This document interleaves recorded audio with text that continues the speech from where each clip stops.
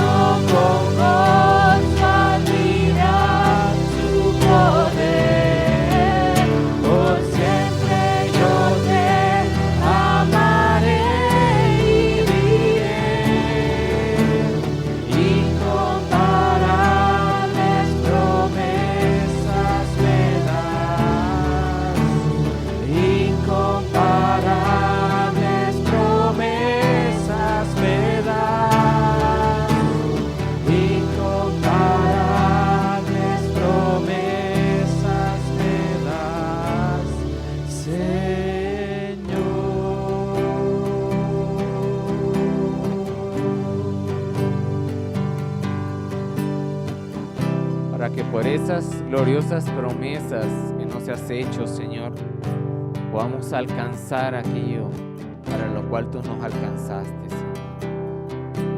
Padre, y es que en tu grande misericordia, Señor, no solo has tenido a bien, Señor, propiciar la redención de nuestros pecados, Señor, sino que nos has dado de tu Espíritu Santo, Señor, para poder estar en esta vida, Señor, reflejándote, libres de pecado, Señor, llenos de amor al prójimo, Señor. Padre, es que es grande lo que nos has dado. Tú eres nuestra roca eterna, Señor, y podemos echar nuestras cargas delante de ti, Señor. Podemos, Señor, descansar, Señor, de la angustia de esta vida, Señor.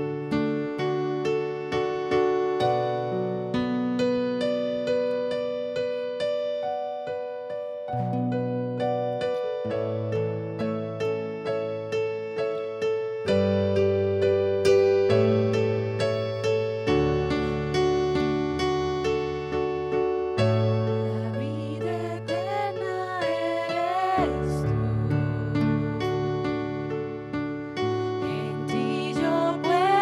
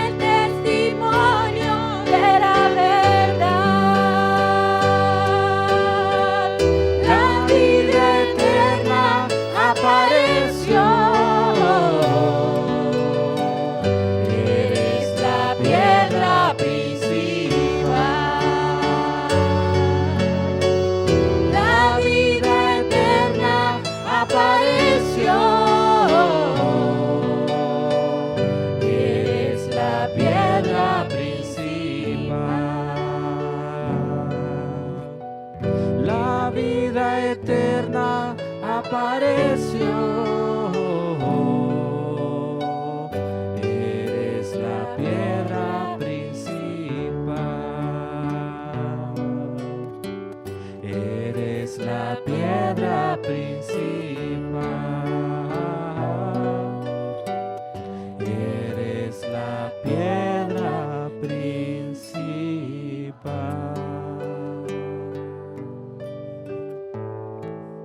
Porque eres la base de nuestra vida, Señor. Padre, porque tú nos has limpiado, nos has perdonado, nos has dado una nueva vida, Señor. Una nueva mentalidad, Señor. Tu perdón, tu Espíritu Santo, Señor. Nos has dado, Señor, todo lo necesario, como dice el apóstol Pedro, Señor, para que podamos, Señor, vivir esta vida, Señor. ¿Cómo vamos a agradecer tantas dádivas, Señor? ¿Cómo vamos a poder hacerlo, Señor? Si nosotros éramos tus enemigos, Señor, para empezar, Señor. Padre, ¿cómo vamos a agradecerte, Señor? ¿Cómo vamos a poder retribuir?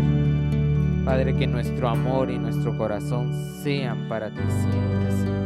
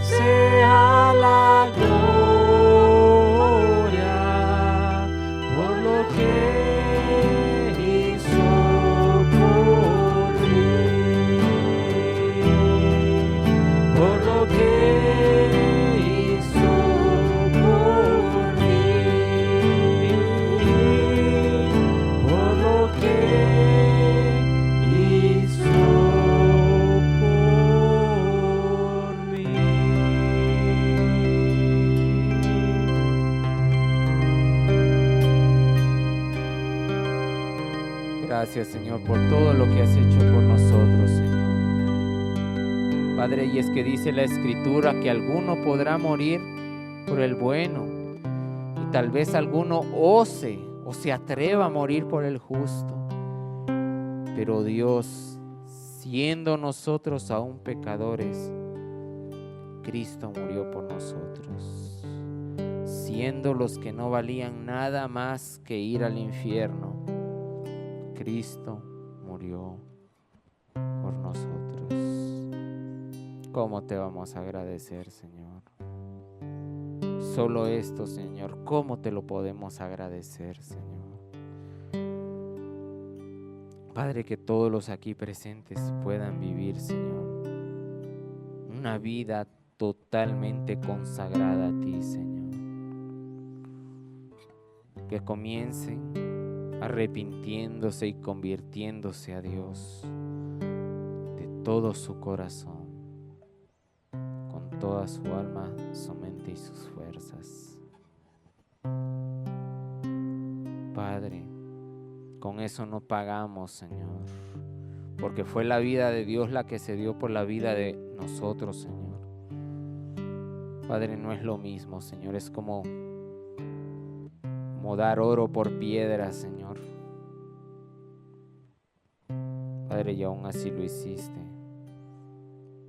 Y lo único que pides es nuestra vida consagrada, Señor.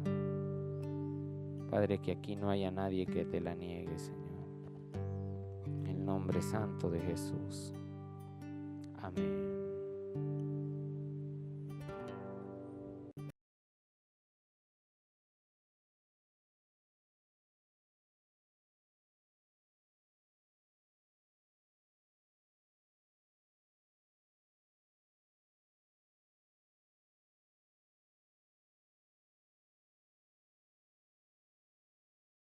Muy buenos días, damas y caballeros.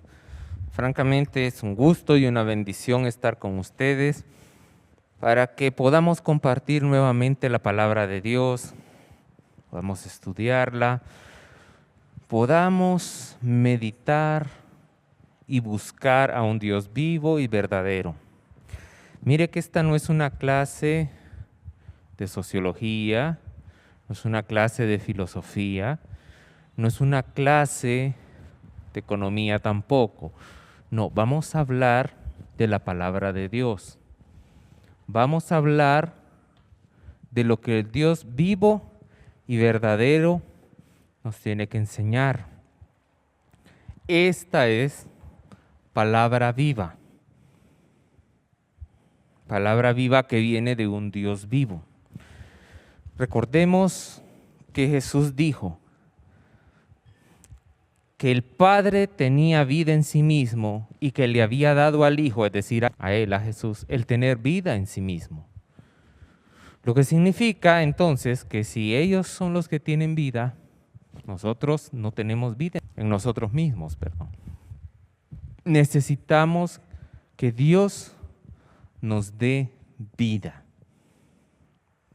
Y eso es a través de su palabra.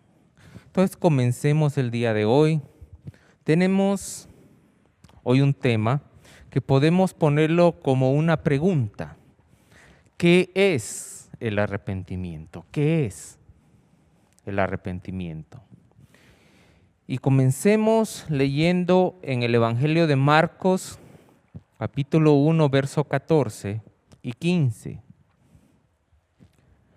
Después que Juan el Bautista fue encarcelado, Jesús vino a Galilea predicando el evangelio del reino de Dios, diciendo: el tiempo se ha cumplido y el reino de Dios se ha acercado. Arrepentíos y creed en el evangelio. Ahora, Evangelio de Lucas, capítulo 13, verso 2 al 5. Respondiendo Jesús les dijo: ¿pensáis que estos galileos, porque padecieron tales cosas, eran más pecadores que todos los galileos? Os digo no. Antes, si no os arrepentís, todos pereceréis igualmente. O aquellos 18 sobre los cuales cayó la torre en Siloé y los mató, ¿pensáis que eran más culpables que todos los hombres que habitan en Jerusalén? Os digo no. Antes, si no os arrepentís, todos pereceréis igualmente. Todos pereceréis igualmente.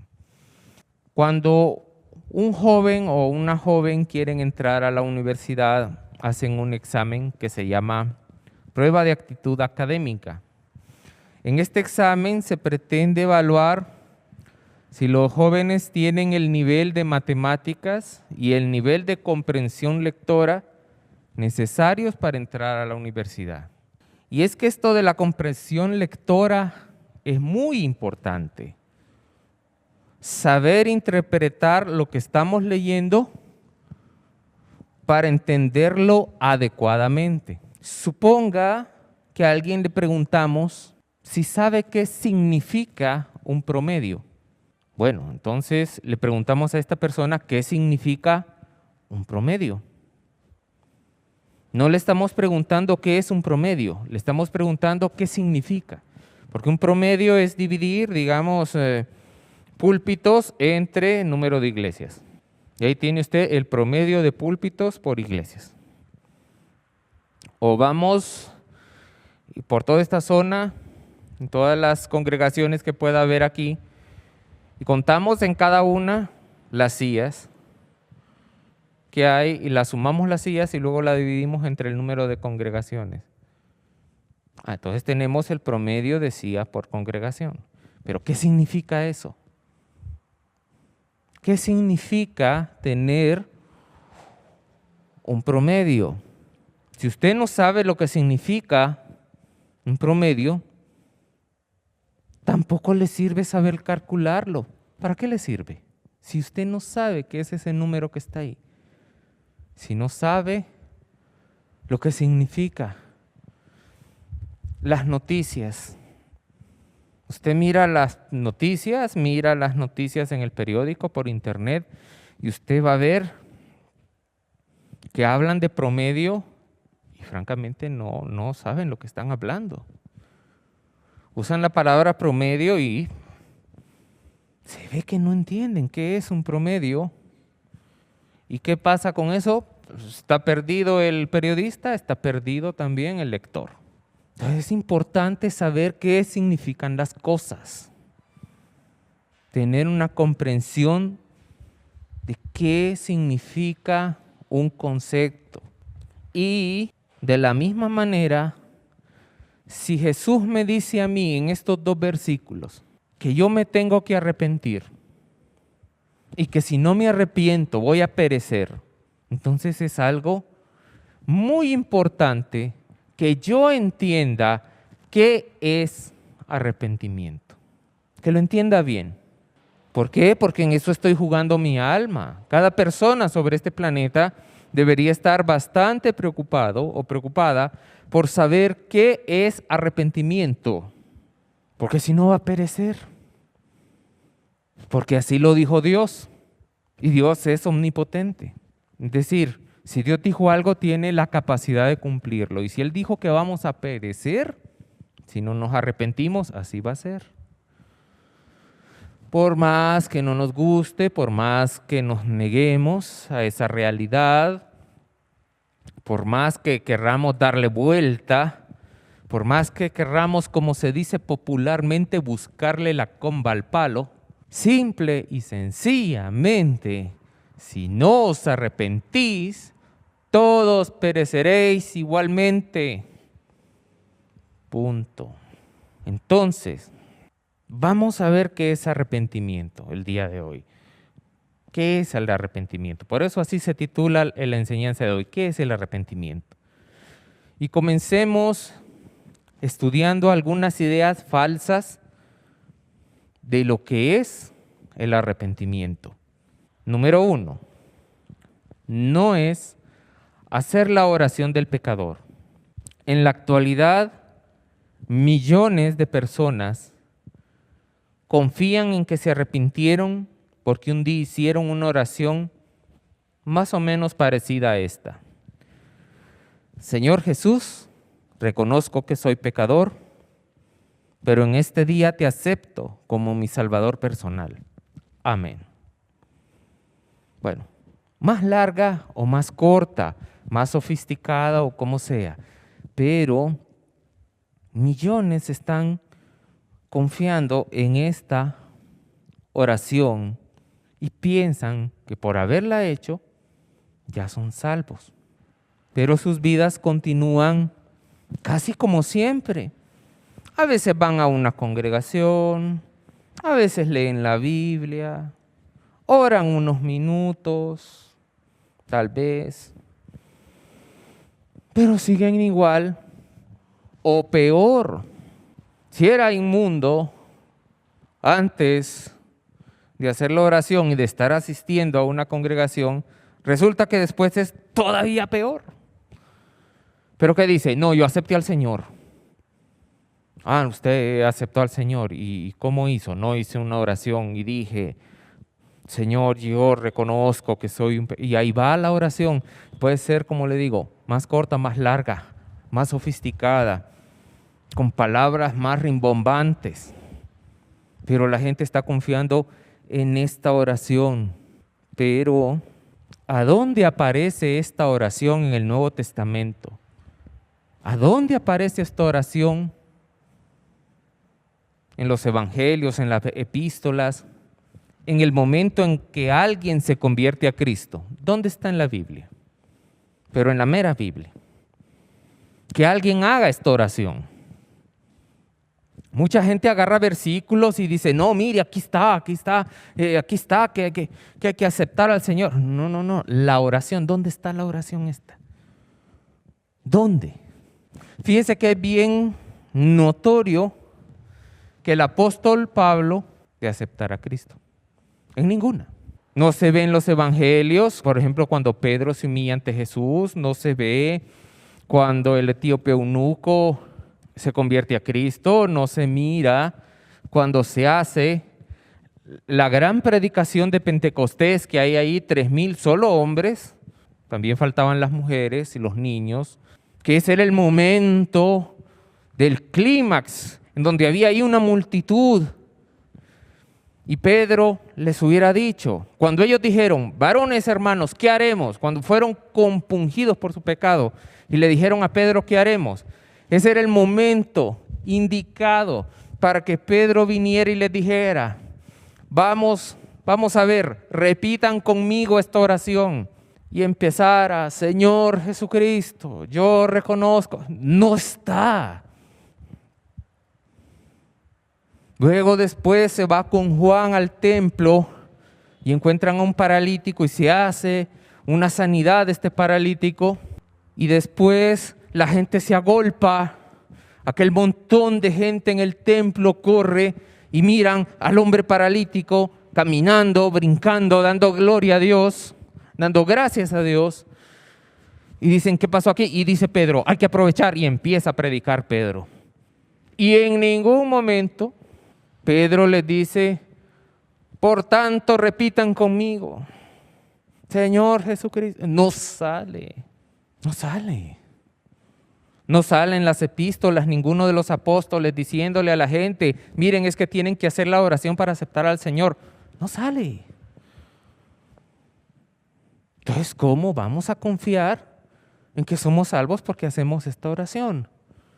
¿Por qué deberíamos confiar en esto? No debemos confiar en que hicimos esta oración. ¿Por qué? Por el sencillo y simple hecho de que no está en la Biblia. Y si no está en la Biblia, ¿cómo vamos a decir que es de Dios? No se puede. Pero hay gente confiando, millones, de que son cristianos porque un día hicieron esto. Pero su conducta dice que a Dios no lo tienen en su corazón.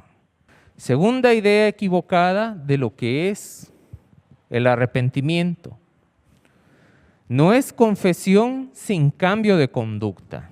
Segunda de Crónicas 7:14.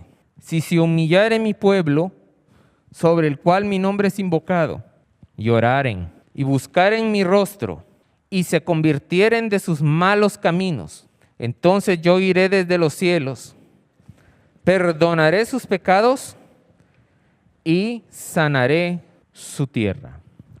Lo repito, si se humillare mi pueblo, sobre el cual mi nombre es invocado, y oraren, y buscaren mi rostro, y se convirtieren de sus malos caminos, es decir, de sus pecados, porque caminos, así como la calle que hay enfrente, o la calle que pasa por acá atrás, eso no tiene nada de malo, son calles, son caminos.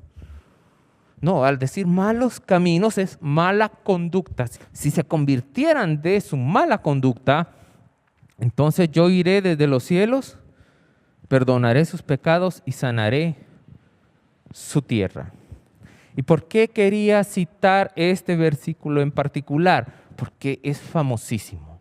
Y cuando la gente habla sobre la crisis de este país, sobre los problemas que este país tiene, proponen esto como solución. Y salen un montón de diseños bien bonitos que salen en Facebook, que salen en Instagram, en WhatsApp, y la gente se los intercambia por estas redes sociales con este versículo. Y un diseño con flores o de mucha gente ahí clamando, etcétera, etcétera. Se dice esto. Lo malo es que la gente no lo pone en práctica totalmente. La gente ora. La gente puede buscar a Dios, puede ponerse ahí a clamar, a ayunar, etcétera, etcétera, pero no se convierten de sus malos caminos, no dejan sus pecados. Entonces, ¿qué pasa? Esto se convierte en un triste espectáculo para la gente incrédula. cada vez la gente que no es cristiana, la gente que no asiste a ningún centro de culto ni nada de eso, mira esto con más y más desprecio. Seamos francos, esa es la realidad, lo mira con más y más desprecio. Miran cómo los supuestos hermanitos dan 7 vueltas a la ciudad o al pueblo o a donde estén, se suben en helicópteros a ungir a la ciudad con aceite, derraman aceite desde helicópteros, o reúnen a la gente y hacen confesiones multitudinarias y ahí se miran las fotos de gente hincada en el pavimento con una Biblia en la mano, según confesando sus pecados para que Dios sane su tierra. Pero ¿qué pasa? No los dejan, siguen en la misma. Pero ellos no, son cristianos, ¿no? Porque ellos hicieron esto, confesaron. Pero ¿se apartaron de sus malos caminos? No se apartan de sus malos caminos. No se arrepienten. Siguen iguales. Es como si le preguntáramos a un joven, ¿verdad que su papá se convirtió hace poco? Bueno, dice él que se convirtió. Bueno, ¿y usted por qué dice eso de su papá? Porque mi papá es el mismo. Lo único que pasa es que ahora los domingos en la mañana se va a una congregación.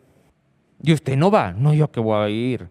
¿Y por qué no va y no mira a su papá? Es porque miro a mi papá que no quiero ir. Porque mi papá es la misma persona de siempre. No cambió para nada. Por tanto, si de nada sirve ir a la iglesia, dice este joven, ¿yo para qué voy a ir? Hay mucho que ver en el internet. O puedo salir con mis amigos. Puedo ver una serie completa en los nuevos streaming que ahora hay. Puedo contratar una serie completa y verla. Que me han dicho que es bien buena. Eso es más provechoso para mí que ir a una iglesia en donde voy yo a cantar, que no sé qué, a poner una cara. Y luego, cuando regrese a la casa, voy a ser el mismo de toda la vida. No, gracias. Es que mi papá sigue engañado. Y ahí están. Dándose golpes de pecho, rasgándose las vestiduras, pero sin cambiar, y por lo tanto no se han arrepentido, no se les ve. La demás gente lo echa de ver con esa simpleza, la demás gente lo mira. Pueden llegar a creer hasta que uno está loco, porque afirma con vehemencia una cosa, pero hace otra. Si no es congruente, no es congruente. Bueno, ¿qué no es arrepentimiento? Tercera idea, no es llorar escandalosamente un día en una congregación y luego seguir viviendo igual. Hay personas que oyen una predicación, se conmueven con el gran amor de Cristo y luego lloran y luego gimen y en medio de su emoción hacen grandes promesas de cambio, pero al salir del local, de la congregación y llegar a su casa, regresaron a ser los mismos, a mirar sus mismas inmundicias en la tele o en el internet, a seguirse portando igual con su familia, o peor.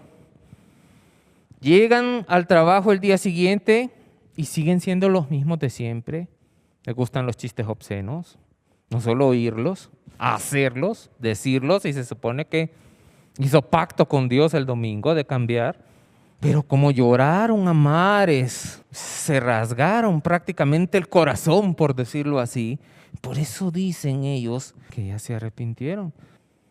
Piensan que ya se arrepintieron, solo por la gran llorada. Mire, yo recuerdo hace años que hubo una prédica en la que Dios tocó a las personas y había un tremendo de esos hombres machazos así, el prototipo así del machazo. Mire, tirado ahí, llora y llora y llora y llora y llora y llora y llora, Señor, que no sé qué llora. 7 días después, nada. la misma persona de toda la vida. ¿De qué sirve un arranque de sentimentalismo cuando no hay verdadera decisión de cambiar? ¿De qué sirve? No, es que yo lo vi llorando y se quebrantó. Sí, pero está bien. Pero después, ¿qué hizo? ¿Cómo fue su vida después de ese gran quebranto, de ese estallido emocional ahí? Que ya parecía que se iba a morir. ¿Cómo siguió siendo? Ah, no, siguió siendo el mismo. Ah, pues nada pasó. Uno puede llorar con una película que puede contar hechos reales o hechos ficticios, o puede llorar con eso. Hay mucha gente que se conmueve con películas, por ejemplo, sobre el Holocausto, que se ve ahí como la gente era maltratada y eran asesinados.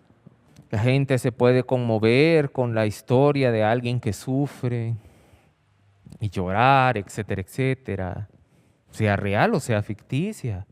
Pero de la pantalla no sale eso. De una página de un periódico no sale. Entonces, ¿en qué afecta la vida de esa persona? Nada. Qué triste, ¿verdad? Porque la palabra de Dios es viva y eficaz y esta persona las toma casi como si fuera un reporte en el periódico. Han muerto tantos miles de hondureños de COVID-19, tantas familias han quedado desgarradas y la gente empieza a sentirse compungida. Pobrecitas esas familias.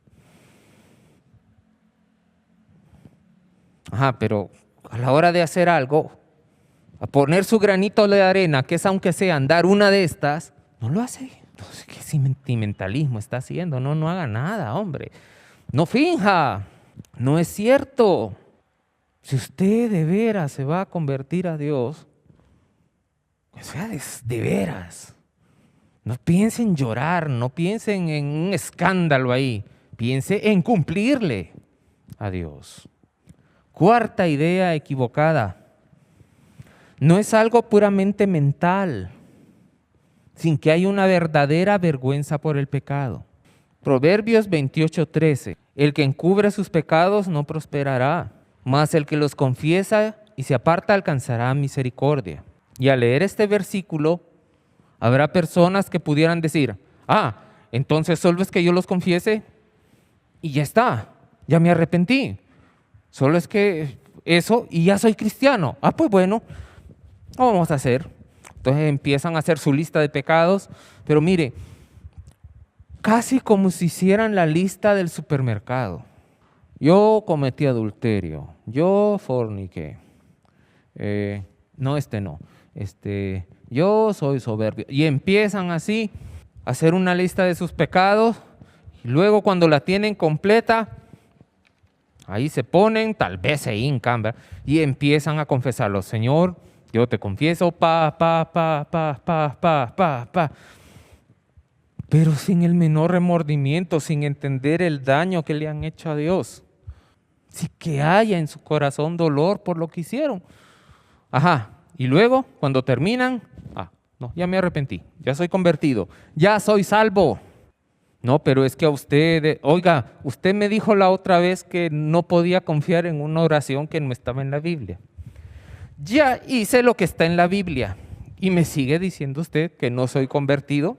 Pues si no le duele el haber ofendido a Dios, ¿qué cambio de corazón puede haber en usted? Señores que están unidos en matrimonio, supongan ustedes que su esposa les es infiel. Cuando ustedes la confrontan, ¡ay, sí, viejo! Es que estaba guapo el chavo, pero no lo vuelvo a hacer. Y luego se va ella tan fresca, como si nada.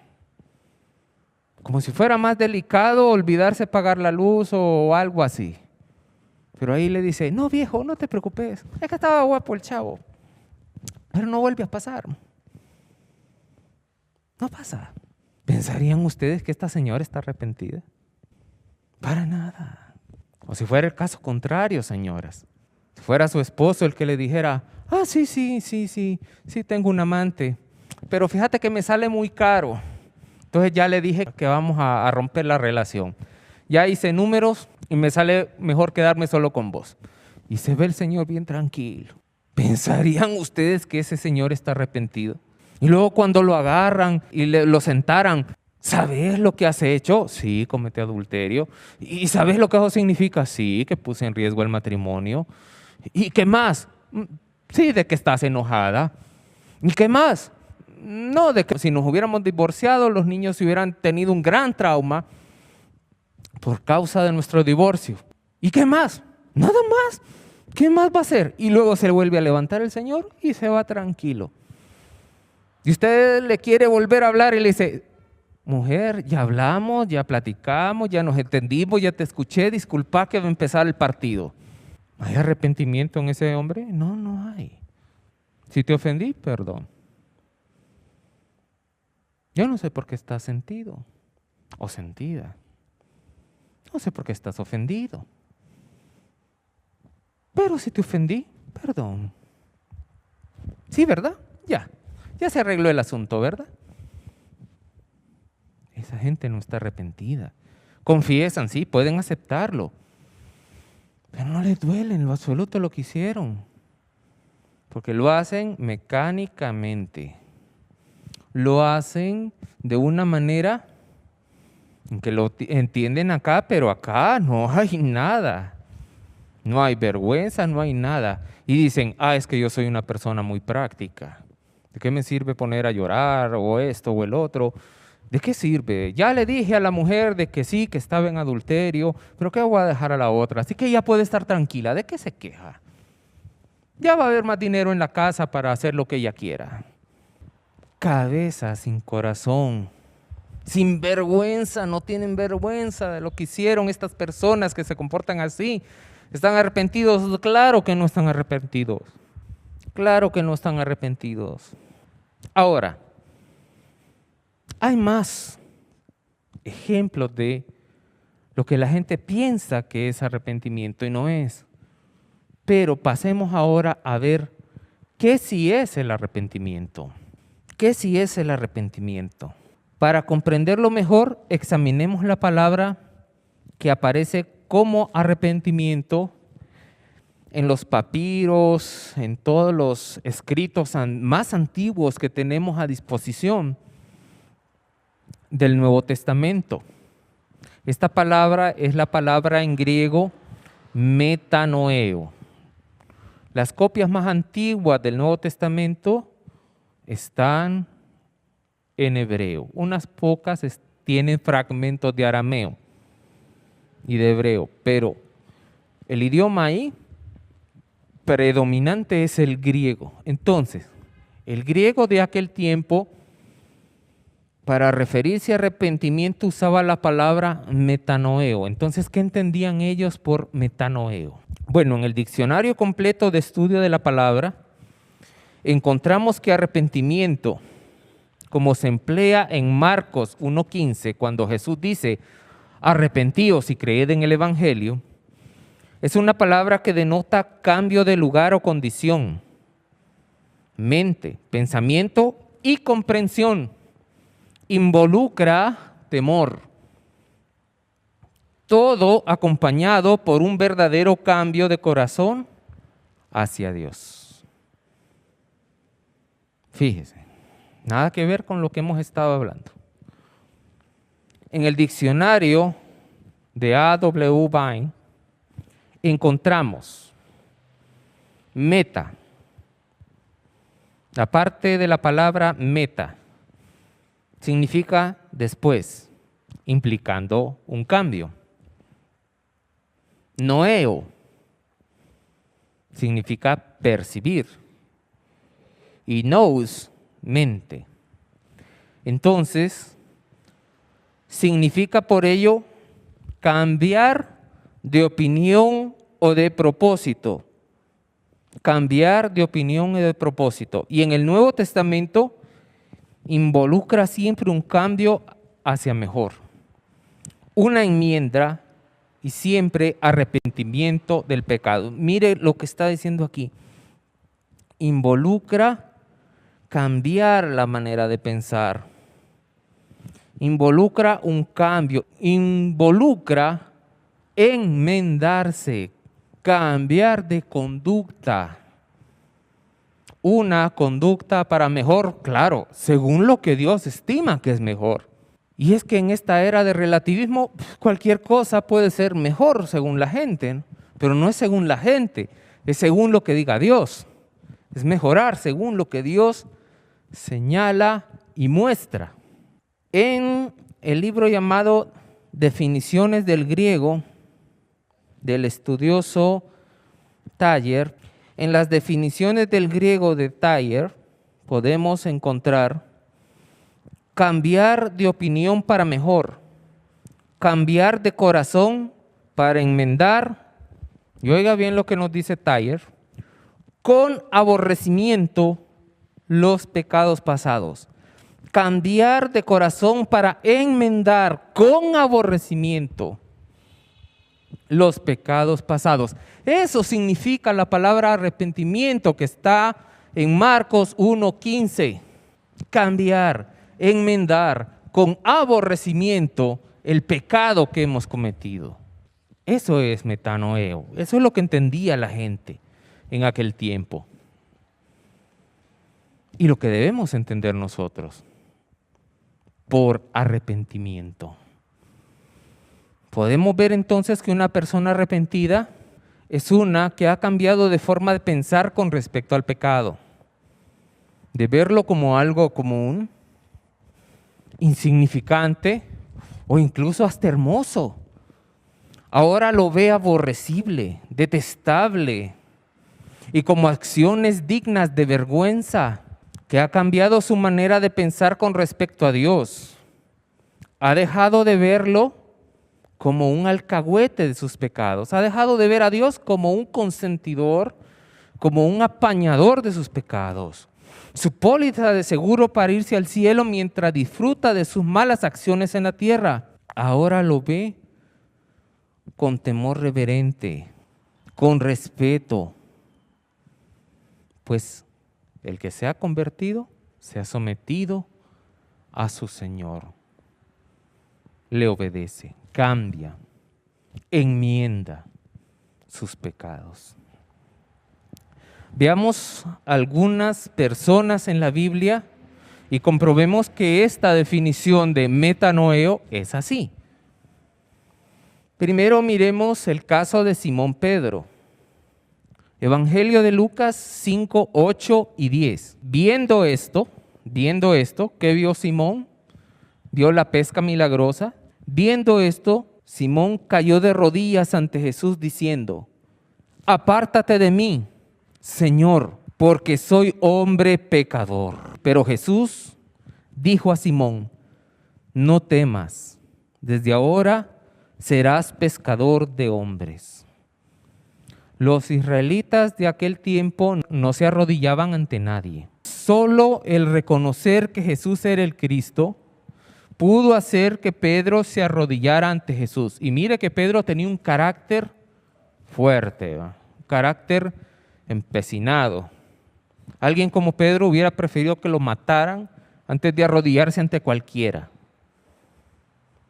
Pero no, viene él y se cae, se postra ante Jesús, se arrodilla, confesando su pecado. Dice: Señor, apártate de mí que soy un pecador. Se sentía tan indigno de que Jesús siquiera lo volteara a ver. Se sentía sucio por dentro. Y es ahí cuando se arrepiente que Jesús le dice: no temas. Cuando Jesús vio su corazón arrepentido frente a él. ¿Avergonzado de qué? Dijo: apártate de mí, Señor, que soy un pescador inútil. No, no le dijo eso. Apártate, Señor, porque aunque soy un buen pescador, la cosa es que huelo a pescado y huelo mal. No, no le dijo eso. Le dijo: apártate, Señor, de mí, porque yo soy un pecador. Se avergüenza, le duele ser un pecador. Ahora el caso de Job. Job pecó contra Dios, se amargó contra él y habló cosas muy tremendas contra Dios. Cosas que asustan, francamente. Pero cuando Job entiende que él ha pecado y cómo, fíjense lo que hace Job. Job 42, 3, 5 y 6. Dice Job: ¿quién es el que oscurece el consejo sin entendimiento? Por tanto, yo hablaba lo que no entendía. Cosas demasiado maravillosas para mí que yo no comprendía. De oídas te había oído, mas ahora mis ojos te ven. Por tanto, me aborrezco y me arrepiento en polvo y ceniza. Fíjese cómo Job cambia su manera de pensar. Reconoce que en realidad él no sabía nada. De todo lo que estuvo alegando ahí en el libro de Job, él dice: yo no sabía nada. ¿Quién oscurece el consejo sin entendimiento? Yo estaba hablando lo que no sabía. Era un hombre bruto. Hablé lo que no debía. Fui injusto con Dios. Y dice: por tanto me aborrezco y me arrepiento en polvo y ceniza. Y cuando decían en polvo y en ceniza, era que literalmente ellos se iban a tirar vestidos de silicio, se tiraban sobre polvo o sobre ceniza a hacer penitencia. Pero fíjense qué llamativo es que Job estaba bien enfermo. Su cuerpo estaba lleno de llagas que seguramente ardían mucho. Y todo lo malo que le había pasado a Job, incluyendo esta enfermedad, Job decía: no, es que Dios se equivocó conmigo, yo era una persona buena, etcétera, etcétera. Y ahora, fíjese que a Job se le olvidó que está enfermo. La vergüenza que tiene encima Job es tan grande que ya no se acuerda de que está enfermo. Y decide tirarse en polvo y en ceniza como muestra de penitencia por lo que ha hecho contra Dios. Se aborreció completamente por lo que hizo contra Dios. Ahora, ¿se parece su conversión al cristianismo con lo que estamos viendo o no? ¿O solo repitió usted una vez una oración que ni siquiera está en la Biblia y ya con eso es cristiano? Y no pasó nada de esto. No le pasó como a Job, no le pasó como a Pedro. No hubo vergüenza, no hubo humillación, no hubo temor, no hubo nada. ¿Cómo fue su conversión? Veamos el caso de Zaqueo. Evangelio de Lucas, capítulo 19, versos 8 y 9. Entonces Zaqueo, puesto en pie, dijo al Señor: he aquí, Señor, la mitad de mis bienes doy a los pobres. Y si en algo he defraudado a alguno, se lo devuelvo cuadruplicado. Jesús le dijo: hoy ha venido la salvación a esta casa, por cuanto él también es hijo de Abraham. El contexto es que Zaqueo era jefe de los publicanos, es decir, de aquellos que cobraban impuestos para el Imperio Romano. Y para cobrar impuestos en Israel en aquel tiempo había que ser una persona muy mala, francamente. Había que ser muy malo. ¿Por qué?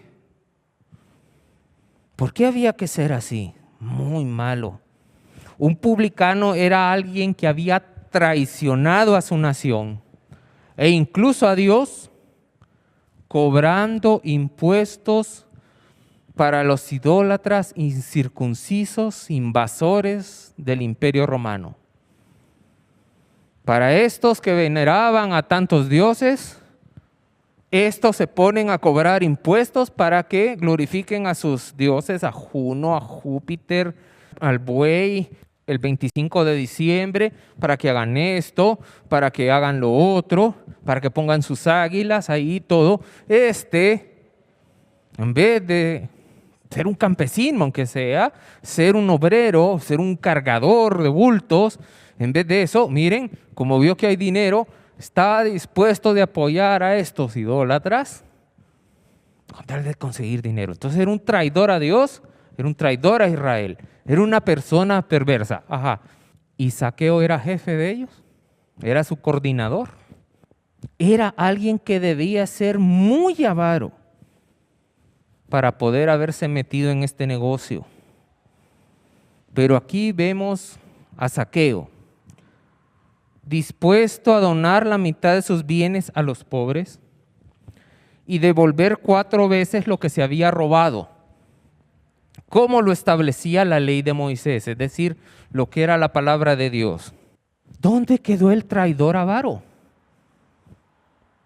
¿Dónde quedó? Se arrepintió.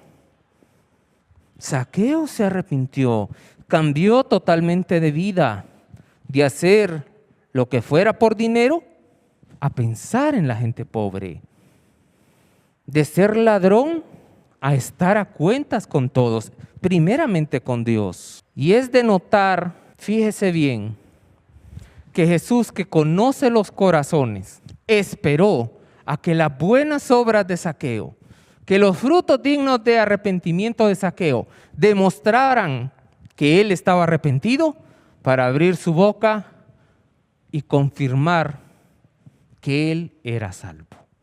Jesús ya sabía, antes de que Zaqueo abriera la boca, Jesús ya sabía que él se había arrepentido. ¿Pero qué hizo Jesús? Callarse. ¿Sabe por qué? Para demostrarnos que el arrepentimiento trae cambio de obras. Hacía lo malo, ahora hace lo bueno. Hasta que la gente miró frutos de arrepentimiento, Jesús lo confirma.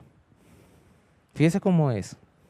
Jesús no necesitaba ver sus obras porque ya podía ver su corazón. La demás gente no. Ahí está, las obras, el testimonio. Cambió. Es otra persona ya. Veamos al rey David. El rey David en Samuel, 2 de Samuel 12, 9 y 13. ¿Por qué pues tuviste en poco la palabra de Jehová? Aquí está hablando el profeta Natán al rey David. ¿Por qué pues tuviste en poco la palabra de Jehová, haciendo lo malo delante de sus ojos? A Urías Eteo heriste a espada y tomaste por mujer a su mujer, y a él lo mataste con la espada de los hijos de Amón. Entonces dijo David a Natán: pequé contra Jehová, pequé contra Jehová. El rey David era el autor intelectual de la muerte de Urías Eteo. Uno de sus compañeros fieles que él había conocido mientras andaba huyendo del rey Saúl. Desde ese tiempo venían siendo de los mejores amigos, de los valientes de David. Urías Eteo, sí. ¿Pero para qué lo mató? Para robarle la mujer que había dejado embarazada a sabiendas de que era la esposa de su gran amigo. David ya sabía que esta señora Betsabé era esposa de su gran amigo y aún así se acostó con ella y la dejó embarazada. Entonces dijo, bueno, ahora voy a matar a Urías y después de paso me voy a quedar con su esposa. Y voy a cubrir el embarazo también. Qué feo lo que hizo David, qué terrible. Pero fíjese que cuando es reprendido por su pecado y él lo comprende, él dice, pequé contra Jehová. Él entiende que todo pecado es en sí dirigido en contra de Dios, que él había pecado gravemente contra Dios. Sí, él entendía lo que había hecho contra Urías y contra su esposa, sí, pero él entiende, es contra Dios ante todo que lo hice.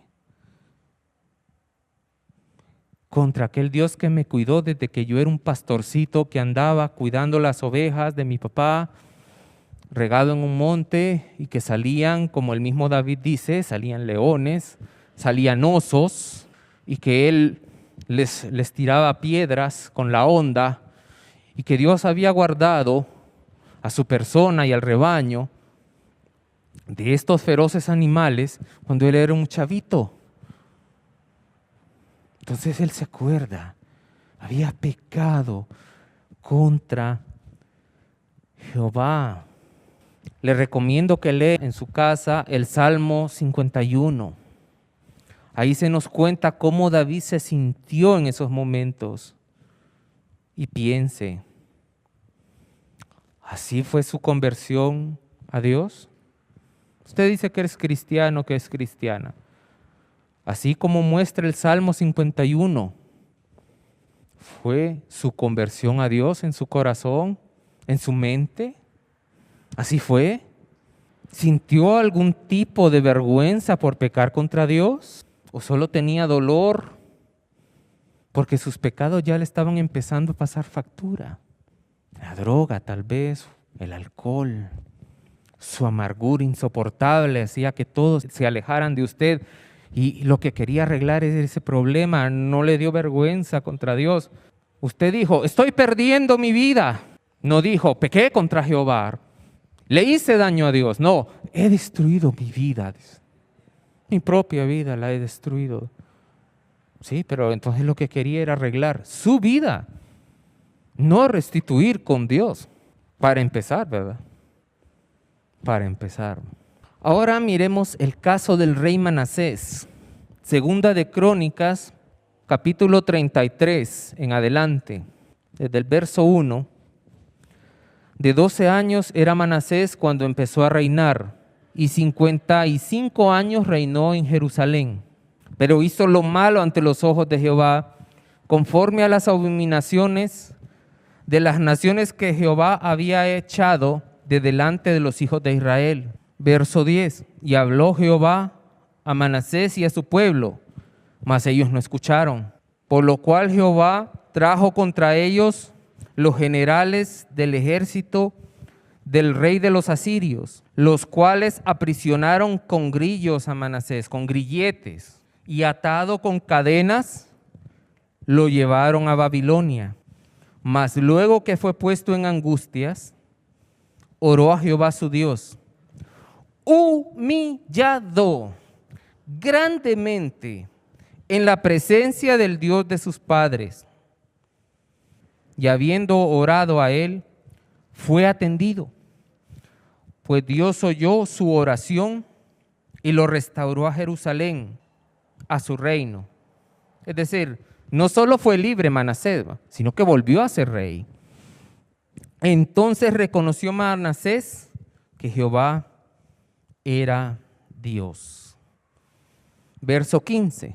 Fíjese ahora la conversión de Manasés. ¿Cómo vemos que Manasés se convirtió? Asimismo quitó los dioses ajenos y el ídolo de la casa de Jehová y todos los altares que había edificado en el monte de la casa de Jehová y en Jerusalén, y los echó fuera de la ciudad. Reparó luego el altar de Jehová y sacrificó sobre él sacrificios de ofrendas de paz y de alabanza, y mandó a Judá que sirviese a Jehová, Dios de Israel. Manasés, un rey verdaderamente perverso. Si usted lee Segunda de Crónicas 33 y lee también su contraparte en el libro de los Reyes, usted se va a dar cuenta de que este hombre era terriblemente malvado. Pareciera que Manasés se había propuesto quedar en la historia como el rey más malvado de Judá, y lo logró. ¿Lo logró? Si esa era su intención, lo logró. Lo logró. El rey más malvado de todos, soberbio, pues no le importaba lo que Dios pensara de él. Más bien se portaba desafiante. Si usted lee la vida de Manasés, ese hombre parecía que dijera, vaya pues Dios, vamos a ver si es cierto. Vamos a ver si es cierto. Quebrántame a ver si puedes. Pero al ser castigado por Dios, entendió quién era Dios y quién era él. Solo un hombrecito que podía caer hasta lo más bajo en el momento en que Dios quisiera. Estaba en un calabozo, en Babilonia atado con grilletes. Después de haber estado en su palacio en Jerusalén, pues allá fue a dar. Que su grandeza era puro humo. Y cuando él entiende esto, se siente avergonzado y se humilló ante Dios. Se arrepintió y Dios le devolvió su reino. Y vemos al promotor de la idolatría quitando los ídolos de Jerusalén. Él promovía los ídolos, ahora más bien los estaba quitando. Estaba mandando al ejército a que recogiera todo eso, lo sacaran de la ciudad y lo quemaran, que se deshicieran de esas cosas. Y me sacan la estatua idólatra de esa que está ahí en la casa de Jehová, en donde usted daba sacrificios, Señor, la estatua sí, la de esa deidad pagana. Sí, ahí donde yo me inclinaba, que me avergüenzo de haberlo hecho. Sí, esa. La vas a sacar, te la vas a llevar y la vas a ir a tirar a la basura. ¿Seguro, señor rey? Sí, seguro. Pero si usted después la quiere buscar, yo no voy a volver a buscar esas cosas. Llévatela de aquí. Había cambiado. Un rey que descarrió al pueblo, ahora hacía lo que podía para volverlos a los caminos de Dios. Él ordenó que la gente adorara a Dios. Y óigame, en esos tiempos no solo era un consejo. Quien agarraran adorando ídolos, seguramente la iba a pagar cara. Ese era el cambio de Manasés. Otra vez vemos que el arrepentimiento tiene como consecuencia dejar de hacer lo malo y hacer lo que es bueno. Un cambio total de la mente, el corazón y las acciones, la conducta. Este es el arrepentimiento. Un cambio total de la mente y el corazón, un cambio total de mente y corazón con respecto al pecado, aborreciéndolo y hacia Dios, de no importarnos en lo absoluto o usarlo como nuestro medio para alcanzar la felicidad, como si Dios fuera el genio de la lámpara de Aladino o algo parecido, a ser nuestro Señor, solo de un corazón arrepentido, y esto es muy importante, solo de un corazón arrepentido puede nacer una fe genuina para salvación. Porque mientras las personas no se arrepientan de su vida de maldad, incluso la fe que puedan tener va a ser motivada por egoísmo, por interés, por el pecado. Por eso es que Jesús dijo, os digo no, antes si no os arrepentís, todos pereceréis igualmente. Lucas 13:5. Os digo no, si antes no os arrepentís, todos pereceréis igualmente. Agradezcamos a Dios, inclinemos nuestro rostro. Padre nuestro, muchas gracias, Señor, por tu palabra, Señor, porque son palabras de vida, Señor. Padre, porque pudiste habernos dado la espalda, Señor, porque pudiste habernos dejado en nuestra ignorancia, habernos lanzado, Señor, a nuestros pecados, Señor, a que hiciéramos lo que se nos viniera en gana, Señor, para que fuéramos condenados total e irremisiblemente por eso. Pero no, Señor. Viniste tú, Señor, y proveíste el sacrificio de Jesús. Y luego que Jesús se sacrificó y resucitó por nosotros, enviaste a tu Santo Espíritu a convencernos de pecado, justicia y juicio, Señor. ¡Cuánta misericordia, Señor! Padre, que esta palabra encuentre cabida en los corazones, Señor. Padre, y que produzca los hechos, Señor, para los cuales tú la enviaste, Señor. Ese es nuestro ruego, nuestro anhelo. Te lo pedimos en el nombre santo de Jesús. Amén.